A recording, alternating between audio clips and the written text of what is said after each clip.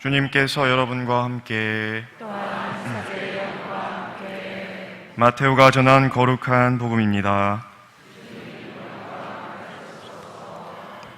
그때 11 제자는 갈릴레아로 떠나 예수님께서 분부하신 산으로 갔다. 그들은 예수님을 뵙고 엎드려 경배하였다.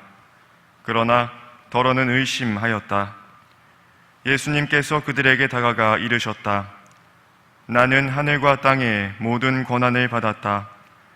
그러므로 너희는 가서 모든 민족들을 제자로 삼아 아버지와 아들과 성령의 이름으로 세례를 주고 내가 너희에게 명령한 모든 것을 가르쳐 지키게 하여라.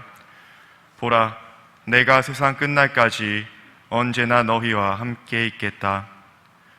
주님의 말씀입니다.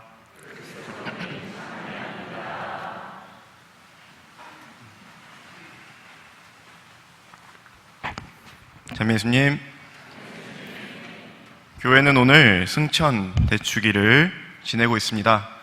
그런데 오늘 우리가 들은 마테오 복음의 마지막 부분은 예수님의 승천 사실에 집중하고 있는 마르코와 루카 복음과는 다르게 세상 끝날까지 언제나 너희와 함께 있겠다라는 말씀으로 끝나고 있습니다.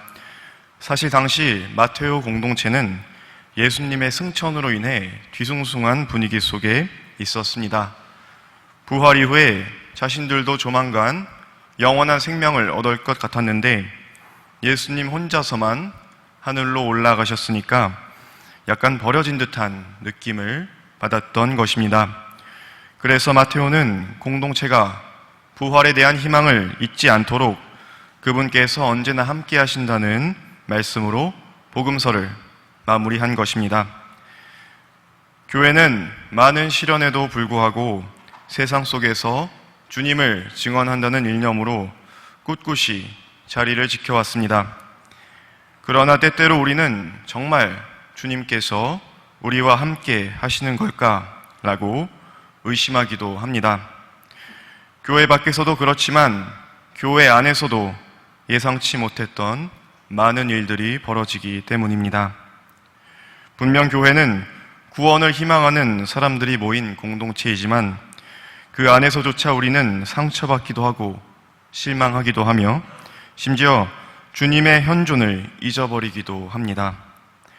이처럼 초대 그리스도교 공동체부터 오늘날 교회에 이르기까지 주님의 현존에 대한 의문은 지속적으로 제기되어 왔습니다. 그렇다면 어떻게 주님의 현존을 지속적으로 기억할 수 있겠습니까? 첫째 가는 답은 역시 성체성사일 것입니다. 그러나 여기에 대해서는 이미 많은 분들이 알고 계시리라고 생각하기 때문에 다른 답변으로 교회의 공동체성에 대해서 잠깐 이야기하고자 합니다. 신앙은 근본적으로 주고 받는 구조로 되어 있습니다. 예수님께서 제자들에게 하느님을 알려주셨고 제자들은 또 각자의 제자들에게 그 가르침을 전달하였습니다. 마치 예수님에 대해 베드로가 증언했고 그 증언을 들었던 제자 마르코가 복음서를 기록할 수 있었던 것처럼 말입니다. 보통 소문이란 부풀려지기 마련이지만 들은 것을 전했던 사람들의 헌신과 순교의 삶으로서 신앙의 진실성이 입증되었습니다. 예수님께서는 승천 직전까지 당신을 의심했던 제자들에게 성령을 보내주시어 교회를 세우도록 하셨습니다. 그러나 의심했던 제자들이 성령을 받았다고 해서 갑자기 그 사람 자체가 완전히 변하지는 않았을 것입니다. 그들은 옆에 있던 동료 제자들의 흔들리지 않는 믿음을 보며 혹은 포교 활동 중에 예수님을 받아들였던 사람들을 보며 비로소 사도로 거듭날 수 있었을 것입니다. 둘이나 셋이 모인 곳에 함께 계신 주님께서는 다른 누군가를 통해 분명히 나를 변화시키십니다.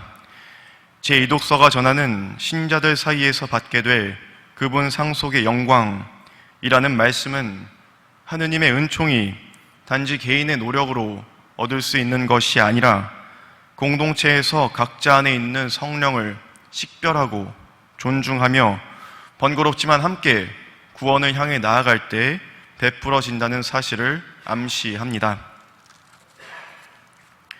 오늘날 가톨릭 신앙은 그 어느 때보다 개인주의의 위협을 받고 있습니다. 개인의 체험이 신앙을 논하기 위한 절대적 기준으로 자리하며 이성을 통해 받아들일 수 있는 한에서만 신앙을 취사 선택하려 하는 현상은 전례와 성사, 각종 기도 모임과 활동이 가져다주는 공동체적 가치를 약화시키고 있습니다.